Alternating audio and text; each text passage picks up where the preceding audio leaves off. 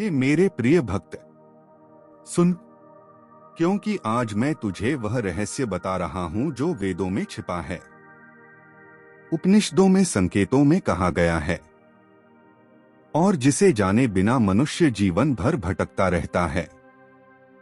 तू मुझसे पूछता है कि शांति क्यों नहीं मिलती, ध्यान क्यों नहीं लगता, मन क्यों बार बार अशांत हो जाता है। तो मैं तुझसे पूछता हूं, क्या तूने कभी अपने मन को एक जगह स्थिर रखने का प्रयास किया है? नहीं, तूने नहीं किया, क्योंकि मन को स्थिर रखना तप से भी कठिन है। मन को रोकना यज्ञ से भी बड़ा यज्ञ है, और मन को एक बिंदु पर ठहरा देना ही सच्ची साधना है।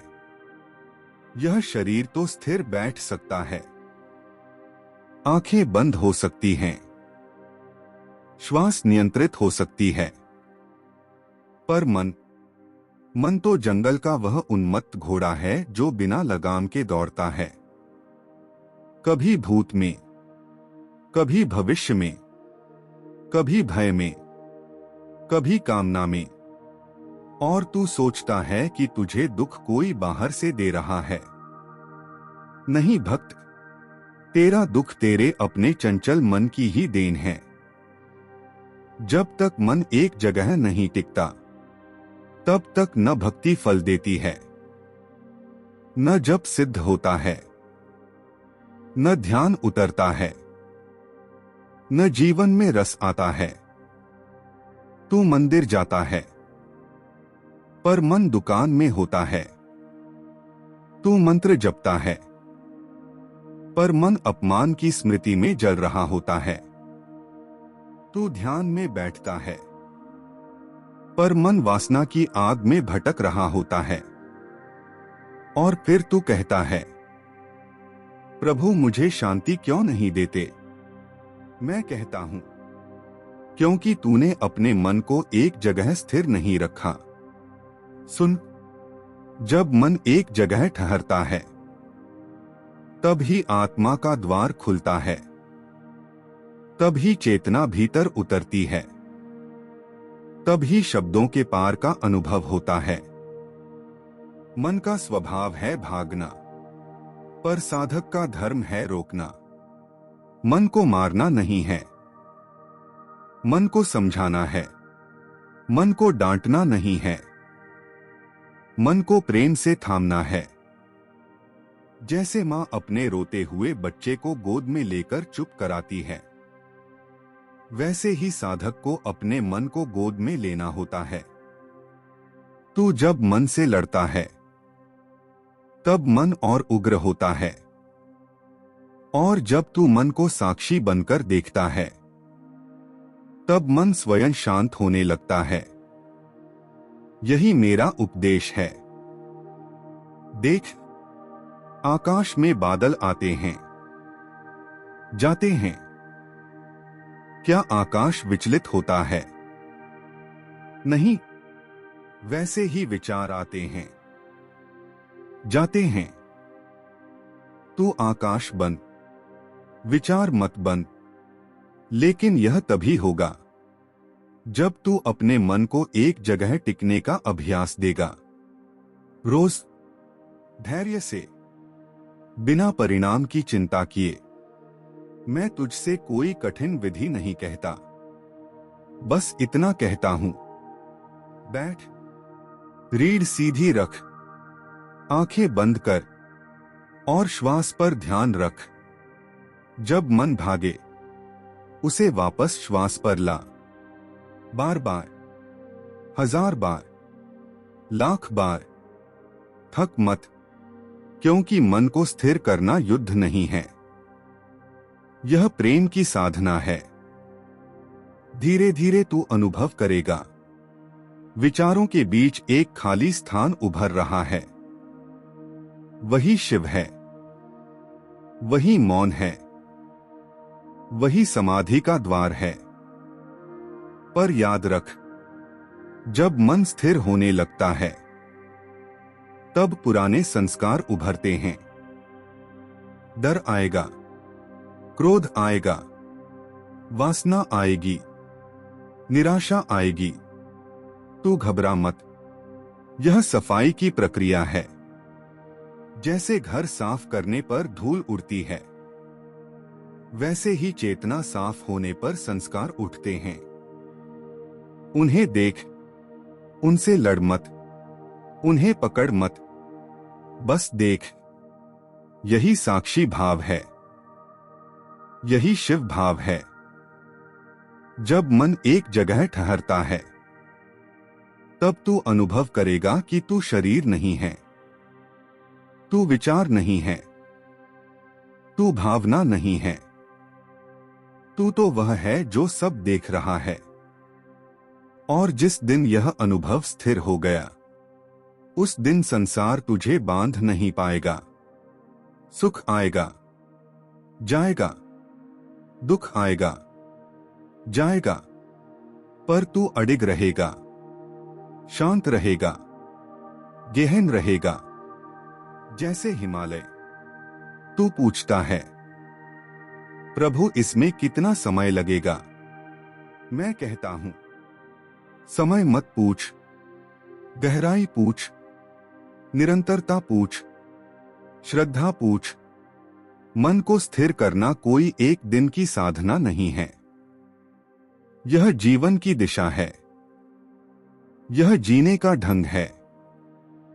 जब तू चलते हुए भी भीतर स्थिर रहेगा, बोलते हुए भी मौन में रहेगा, कर्म करते हुए भी साक्षी रहेगा, तब समझना तेरा मन अब एक जगह टिक गया है।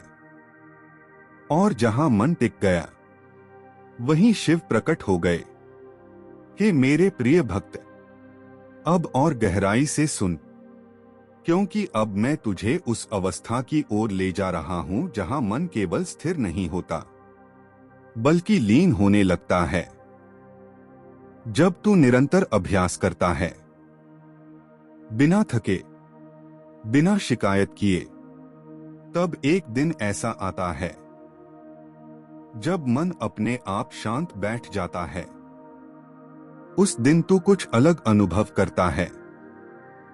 श्वास हल्की हो जाती है, शरीर जैसे भारहीन हो जाता है, भीतर एक नाद गूंजने लगता है, शब्दों के बिना शब्द सुनाई देने लगते हैं। और उस क्षण तू डर सकता है, क्योंकि मन का स्वभाव है नियंत्रण करना। और जब नियंत्रण छूटता है, तब अहंकार कांपता है। पर डर मत, यह पतन नहीं है, यह आरोहण है, यह मृत्यु नहीं है, यह असली जन्म है।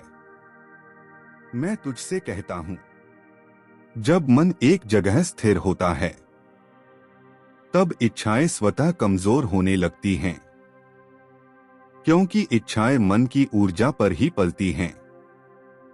जैसे ही मन ठहरता है, इच्छा भूखी हो जाती है। फिर तू अनुभव करेगा, जिन चीजों के लिए तू पहले बेचैन रहता था, वे अब तुझे आकर्षित नहीं करती। यह वैराग्य थोपा हुआ नहीं होता, यह समझ से जन्म लेता है, यह शिव की कृपा से उतरता है। और जब वैराग्य उतरता है, तब भक्ति पुष्ट होती है, क्योंकि अब तू मुझे पाने के लिए नहीं भजता, बल्कि इसलिए भजता है क्योंकि तू मुझे जी रहा है। मन की स्थिरता तुझे वर्तमान में ले आती है, और वर्तमान ही ईश्वर का निवास है। भूत पश्चाताप है, भविष्य चिंता है, वर्तमान शिव है। और जो वर्तमान में टिक गया, वही मुक्त हुआ। तू पूछेगा, प्रभु क्या संसार छोड़ना होगा? नहीं, मैं सन्यास कपड़ों में नहीं सिखाता, मैं सन्यास मन में सिखाता हूं। तू परिवार में रह, कर्म कर, उत्तरदायित्व निभा, पर मन को मुझ में टिकाए रख। जैसे कमल जल में रहकर भी जल से भीगा नहीं होता, वैसे ही साधक संसार में रहकर भी संसार से बंधता नहीं। मन जब एक जगह स्थिर होता है तब तू प्रतिक्रिया देना छोड़ देता है। तू उत्तर देता है। प्रतिक्रिया अहंकार से आती है, उत्तर चेतना से। कोई तुझे अपमानित करता है, पहले तू जल जाता था, अब तू देखता है। कोई तुझे प्रशंसा देता है, पहले तू फूल जाता था, अब तू मुस्कुराता है। यह समत्व है। यही गीता का योग है। यही शिव का नृत्य है। और सुन, जब मन पूरी तरह स्थिर हो जाता है तब विचारों के बीच जो मौन है वही तेरा असली स्वरूप है।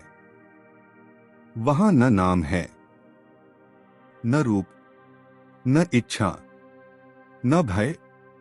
वहां केवल अस्तित्व है, चेतना है, आनंद है, जिसे शब्दों में नहीं बांधा जा सकता। उसी को समाधि कहते हैं। और यह समाधि कहीं दूर नहीं है, यह तेरे भीतर है। बस मन को एक जगह ठहरने दे। रोज, हर श्वास के साथ, हर मंत्र के साथ, हर कर्म के साथ तू गिर भी सकता है। मन फिर भटक सकता है, पर निराश मत होना। बार बार लौट आना, यही साधना है, यही तप है, यही मेरा आदेश है। और अंत में सुन, जिस दिन तेरा मन स्थिर हो गया उस दिन तू मुझे खोजेगा नहीं, क्योंकि तू पाएगा मैं तुझसे कभी अलग था ही नहीं। मैं तेरे ही भीतर सदा से स्थिर बैठा हूं। ऐसे ही भक्ति, कथा और उपदेश से भरे वीडियो के लिए हमारे चैनल को सब्सक्राइब करें और भक्ति की इस यात्रा में हमारे संग जुड़े। ओम नमः शिवाय। हर हर महादेव।